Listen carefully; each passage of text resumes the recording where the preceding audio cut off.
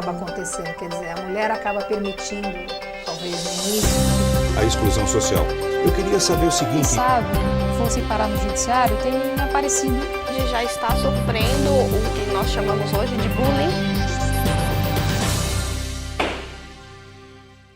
Olá, estamos em mais um programa Diálogos de Justiça, uma parceria entre o IPAM, Instituto Paulista dos Magistrados, e a Unisa, Universidade de Santo Amaro. Hoje, compondo a banca comigo, a doutora Tânia Mara Awali. Tudo bom, doutora? Tudo bem. Tudo. Doutora Tânia é juíza da primeira vara de registros públicos da capital, doutora em Direito Civil e diretora adjunta da APA-Magis.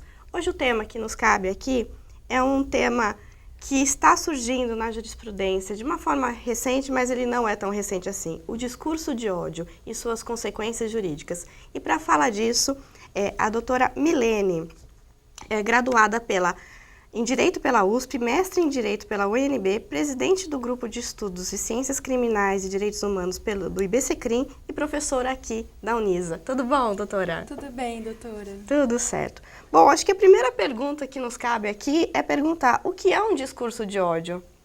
O discurso de ódio é uma manifestação da liberdade de expressão, mas que configura um abuso de direito, porque ele incita o ódio, a violência, a discriminação, a hostilidade contra minorias que são historicamente estigmatizadas, como as mulheres, a população LGBT, os negros, os judeus, os ciganos. Entendi. Então, na realidade, se faz o discurso de ódio baseado utilizando de um outro direito fundamental, que é a liberdade de expressão. Isso, não existem direitos fundamentais absolutos. Todos os direitos fundamentais têm limites.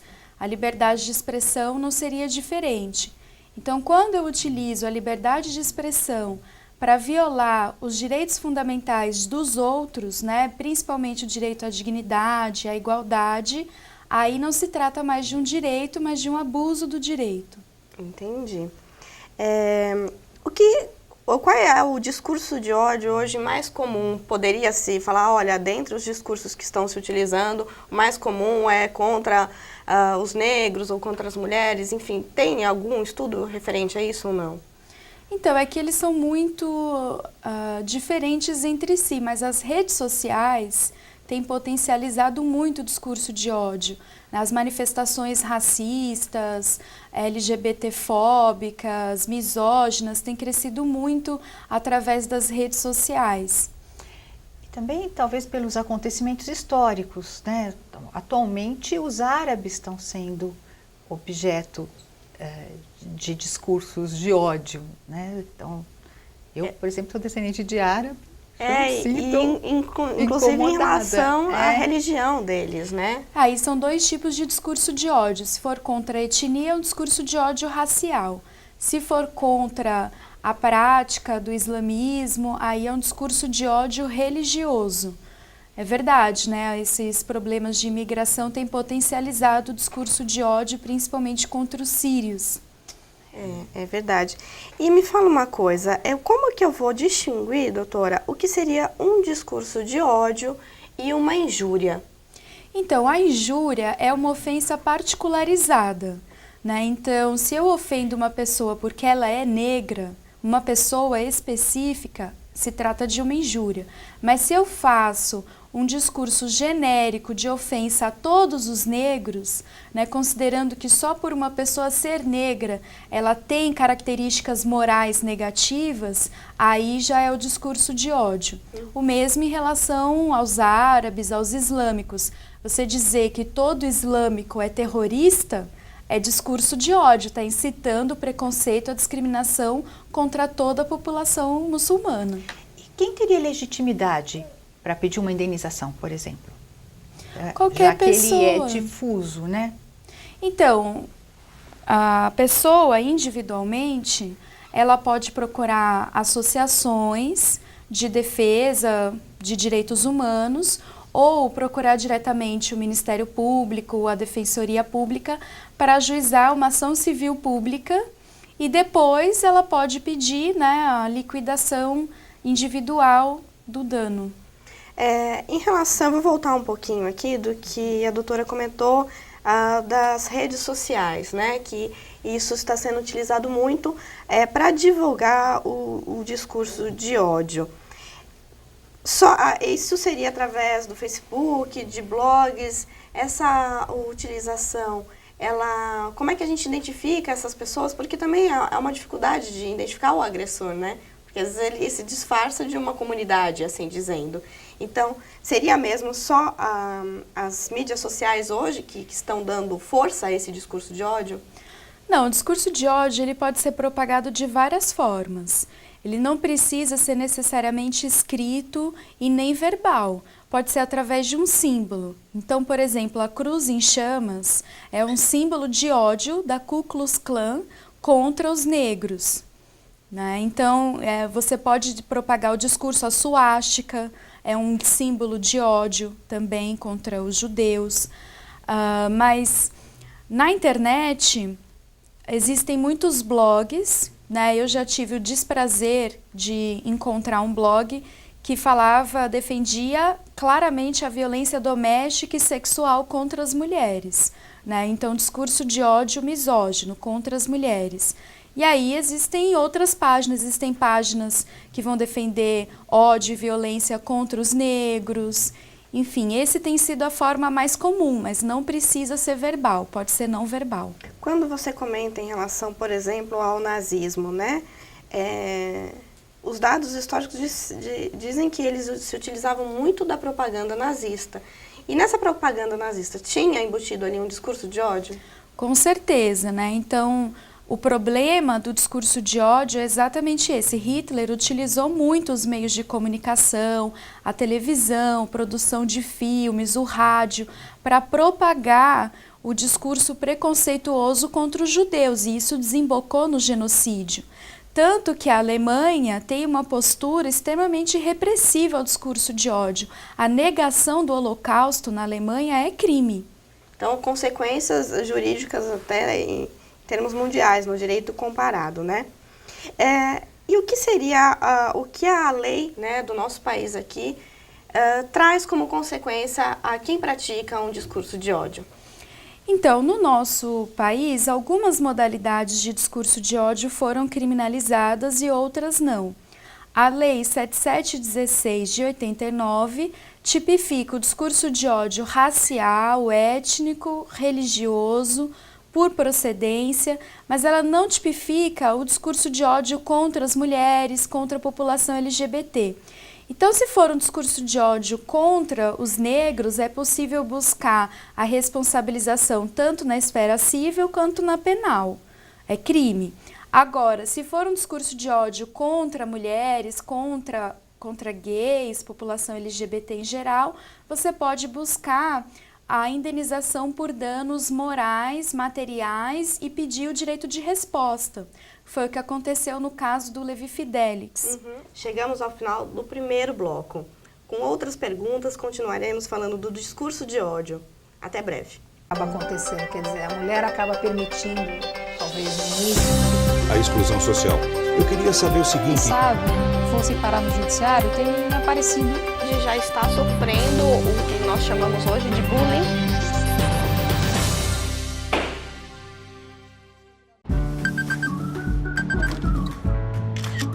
Se você se ama tanto assim, proteja-se. Tome as 3 doses da vacina contra a hepatite B. Ela pode evoluir para cirrose e câncer e levar à morte. Não compartilhe objetos que possam ter contato com sangue contaminado, como seringas, lâminas, agulhas de tatuagem ou alicates de unha. E use camisinha. Vacina de 3 doses hepatite B. Eu me amo, eu me cuido, eu tomo a vacina. Procure uma unidade de saúde e proteja-se.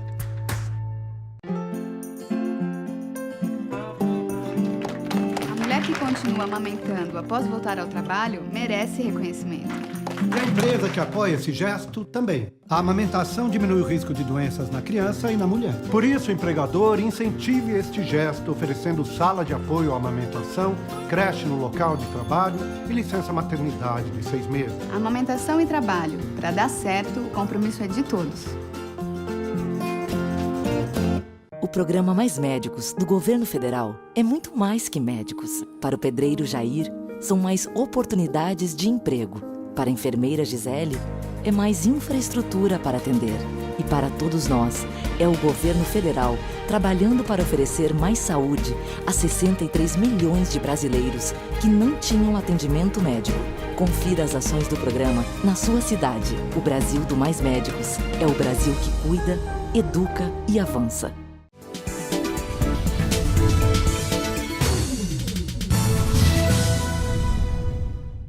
Acaba acontecendo, quer dizer, a mulher acaba permitindo, talvez no início, A exclusão social. Eu queria saber o Quem seguinte. sabe, fosse parar no judiciário, tem aparecido. Ele já está sofrendo o que nós chamamos hoje de bullying. Olá, voltamos no nosso segundo bloco do programa Diálogos de Justiça, uma parceria entre o IPAM, Instituto Paulista dos Magistrados, e a Unisa, Universidade de Santo Amaro. Bom, no finalzinho do último bloco, a gente ia iniciar a comentar sobre o caso do Levi Fidelix, que foi candidato à presidência da República. Não foi isso? Como é que se deu? Ele praticou um discurso de ódio? Sim, num debate com todos os presidenciáveis, houve um momento em que ele debateu com a candidata Luciana Genro e ele proferiu manifestações de ódio, de preconceito contra a população LGBT. Né? Ele disse que as maiorias tinham que ter coragem de enfrentar as minorias, fez algumas considerações de caráter muito preconceituoso em relação às uniões homoafetivas. E então, contra ele foi ajuizada uma ação civil pública e ele foi condenado pela Justiça a pagar uma indenização por danos morais coletivos de mais de R$1 milhão. Nossa, e quem, ajudou ajuizou essa demanda? A Defensoria Pública. E esse valor, ele é utilizado para quê? Para onde é destinado esse valor? Bom, de acordo com a Lei de Ação Civil Pública, essa indenização ela vai para um fundo de reparação e de promoção desses direitos violados. Sim. Há um caso, se eu não me engano, que chegou ao STF a respeito de discurso de ódio e o STF se manifestou nesse sentido. O que foi falado? Qual foi o caso? Então, o que aconteceu foi o seguinte, no sul do país havia esse senhor, o Siegfried Ellwanger, descendente de alemães, ele tinha uma editora e através de um pseudônimo ele publicava livros de caráter antissemita, negando o Holocausto, como eu já disse, a negação do Holocausto é considerada discurso de ódio em vários países europeus. E, além disso, ele também disseminava preconceitos raciais contra os judeus. E ele foi denunciado pela prática do crime de racismo, esse do artigo 20 da Lei 7716. O habeas corpus chegou até o Supremo Tribunal Federal e esse foi o caso paradigmático sobre discurso de ódio no Supremo, no qual o STF entendeu por maioria de votos que a liberdade de expressão não pode ferir o direito à dignidade e à igualdade dessas minorias historicamente estigmatizadas. Você não pode utilizar a liberdade de expressão para praticar crimes. Bom, e então, no direito comparado, como é que está essa questão?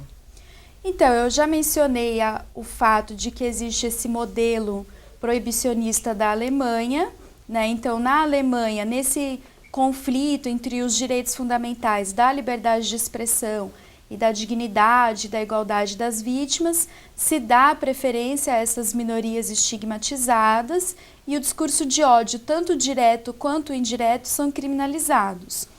Nos Estados Unidos, existe uma proteção maior da liberdade de expressão. Então, nos Estados Unidos, eu criminalizo apenas o discurso de ódio direto. Mas o discurso de ódio indireto não é criminalizado, porque se entende que você deve deixar com que o discurso seja desconstruído através da própria liberdade de expressão. Então, o remédio para o problema do discurso ofensivo é mais liberdade de expressão. Tanto que tem decisões da Suprema Corte que permitiram, por exemplo, uma passeata de neonazistas com cartazes, com suástica, num bairro predominantemente judeu, né? Nossa, mas, enfim, voltando um pouquinho na sua fala, professora, o que seria o discurso direto e o discurso indireto? O discurso direto é aquele que incita diretamente o ódio, a violência, a discriminação. Então, por exemplo, se fosse uma reunião da Ku Klux Klan, todos reunidos dizendo: vamos agora invadir uma igreja de negros e colocar fogo em tudo, como aconteceu no Mississippi, né, na década de 60. Aí é o discurso de ódio direto, porque existem aqueles requisitos do perigo claro e iminente. Então, você está na iminência de praticar uma ação delituosa. Então, o discurso só incita para que todos vão e pratiquem a ação. O discurso de ódio indireto, ele ultrapassa aquele limite da ofensividade, porque além dele ser extremamente ofensivo, ele já é uma violência em si. Ele não incita diretamente à prática de crimes, mas ele incita um preconceito, uma discriminação de maneira muito acentuada. Entendi. Bom, pelo que a gente está vendo, então, muito embora essa expressão para o grande público seja uma expressão nova, mas me parece que não é algo novo o discurso de ódio. Não, o discurso de ódio ele sempre foi utilizado principalmente para fomentar genocídios. Então, daí a importância de se debater sobre esse tema, sobre os limites da liberdade de expressão, porque as pessoas precisam entender aquilo que é simples. O seu direito nunca é absoluto, ele termina quando começa o do outro. E, historicamente, os discursos de ódio sempre levaram à violência. Daí a necessidade de se refletir, de se proibir o discurso de ódio. Não necessariamente criminalizar, mas aí já é outra questão. Mas a questão da criminalização, ela fica... A gente já tem essa proteção da lei, porque você citou aqui questões de indenização de danos morais, né? Mas crime mesmo, a pessoa é presa por isso? Ele foi preso, o Elvanger foi preso. Mas é muito difícil, porque, por exemplo, no caso do racismo contra os negros, existe um histórico da nossa justiça de desqualificar uma manifestação que configura racismo para uma manifestação que configura injúria racial. Ou seja, dizer, não, ele não praticou racismo, ele não se referia a todos os negros, ele ofendeu especificamente aquela pessoa negra. Né? Então, existe um histórico de não punição dos crimes, do crime de racismo, porque a Constituição diz, ele é inafiançável, imprescritível, ele é extremamente gravoso. Mas o que eu tenho visto das decisões recentes é que o Judiciário tem punido gravemente o crime de racismo. Ele tem sido bastante contundente nas indenizações. Indenizações, mas não prisão. É crime, né? Então, veja, existem algumas pesquisas que mostram que na esfera penal, o que mais acontece é essa desqualificação, né, do crime de racismo para o crime de injúria racial. Mas é claro, né, o movimento negro, a maior presença de intelectuais no espaço público tem feito com que haja uma preocupação maior da justiça em relação a esses casos. Porque as pessoas precisam entender que racismo não é mal entendido. Chegamos ao final do nosso segundo bloco. Outras questões referentes ao discurso de ódio serão abordadas pela doutora Milene. Acaba acontecendo, quer dizer, a mulher acaba permitindo, talvez no início, A exclusão social. Eu queria saber o Quem seguinte: sabe, fosse parar no judiciário, tem aparecido. De já está sofrendo o que nós chamamos hoje de bullying.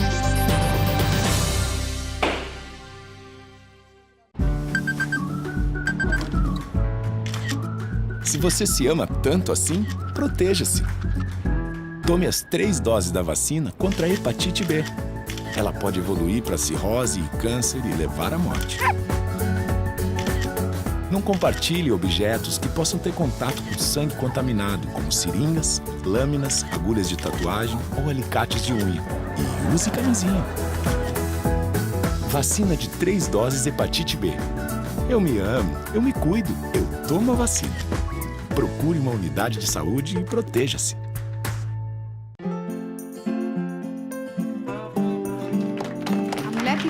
continua amamentando após voltar ao trabalho merece reconhecimento. E a empresa que apoia esse gesto também. A amamentação diminui o risco de doenças na criança e na mulher. Por isso, o empregador incentive este gesto oferecendo sala de apoio à amamentação, creche no local de trabalho e licença maternidade de 6 meses. Amamentação e trabalho. Para dar certo, o compromisso é de todos.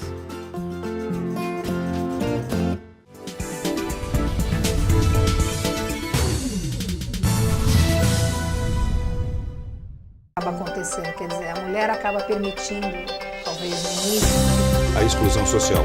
Eu queria saber o seguinte. Sabe, fosse parar no judiciário, tem aparecido. Que já está sofrendo o que nós chamamos hoje de bullying. Olá, voltamos no nosso terceiro bloco do programa Diálogos de Justiça, uma parceria entre o IPAM, Instituto Paulista dos Magistrados, e a Unisa, Universidade de Santo Amaro. Bom, no nosso intervalo aqui, estávamos conversando e surgiu uma questão que a doutora Tânia quer fazer, a doutora Milene. Por favor, doutora. Bom, a gente estava conversando aqui no intervalo e sobre a criminalização da homofobia. Quando que essa homofobia pode virar crime e se é interessante que vire? Essa questão da homofobia é um grande debate. A proposta é trazer uma proteção constitucional e legal tão forte contra o discurso de ódio misógino e homofóbico para dentro dessa legislação que é a 7716, né? Porque a lei ela já protege os grupos raciais, religiosos, mas ela não protege nessa legislação nem as mulheres, nem a população LGBT. O problema é que muitos religiosos se sentem tolhidos na sua liberdade de expressão religiosa porque eles têm textos sagrados que condenam moralmente as práticas homossexuais e homoafetivas. Mas a questão é a mesma. Se a liberdade de expressão em geral ela não é ilimitada, a liberdade de expressão religiosa também não é. Eles têm o direito de condenar moralmente dentro dos seus ensinamentos religiosos, mas não têm o direito de incitar o preconceito, a discriminação, a violência. Tá certo. Falando dessa questão racial até, nos bancos acadêmicos, eu como professora, alguns alunos já algumas vezes me perguntaram: professora, por que tem a camiseta, por exemplo, 100% negro e é mal vista a camiseta se eu fizer escrito 100% branco? Olha, na análise do discurso de ódio, um dos componentes de análise é a história da estigmatização das minorias. Então, qual é a minoria que historicamente foi perseguida, teve direitos negados? São os negros, não são os brancos. Os brancos sempre tiveram privilégios de acesso às melhores oportunidades profissionais, de acesso aos bens de consumo. Então, uma camiseta 100% branco é uma camiseta de uma pessoa que ou é racista, ou é uma pessoa que não reconhece os privilégios sociais que ela tem por ser branca.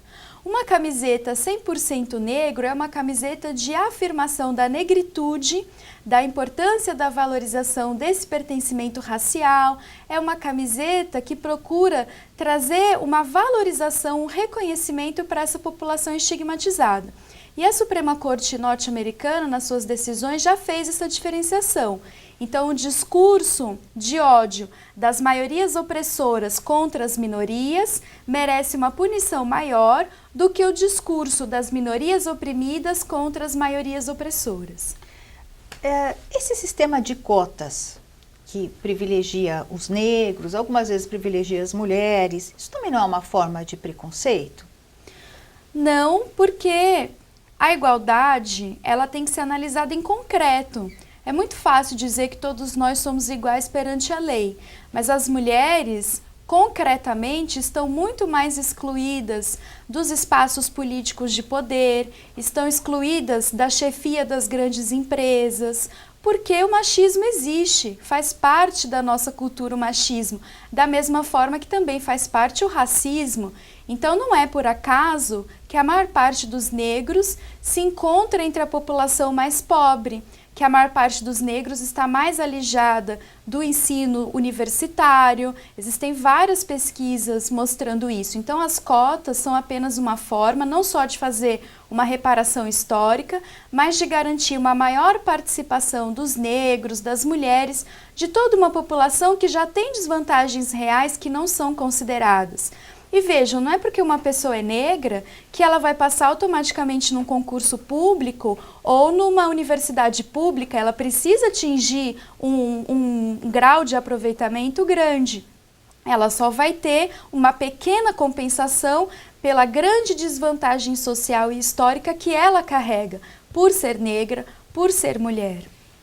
Eu tive uma ação interessante quando eu estava numa vara civil, uma ação declaratória de cor.